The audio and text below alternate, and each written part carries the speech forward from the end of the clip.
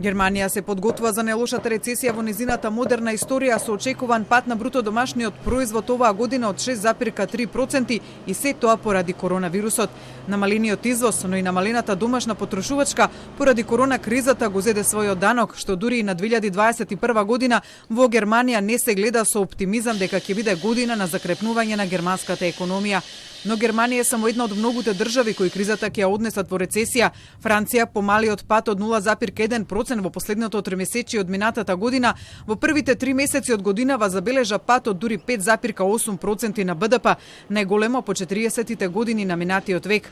Нив ги следат и негативните трендови во останатите две големи европски економии, Италија и Шпанија, со квартален пат од 4,7%, односно 5,2% на БДП. Но рецесијата на најголемите европски економии е само дел од економскиот пат на целата еврозона. Во првите 3 месеци од годинава таа забележала пат од 3,8%, споредено со последните 3 месеци од 2019 година.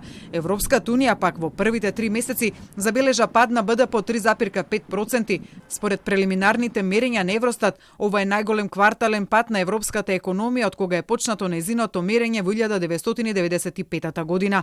За спас на еврозоната денеска расправаше Европската централна банка, поточно дали досега преземените мерки се доволни за амортизирање на најголемата економска криза по Втората светска војна.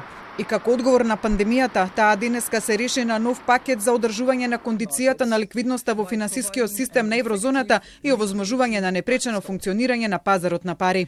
The Peltros consist of 7 additional refinancing operations commencing in May 2020 and maturing in a staggered sequence between July and September 2021, in line with the duration of our collateral easing measures.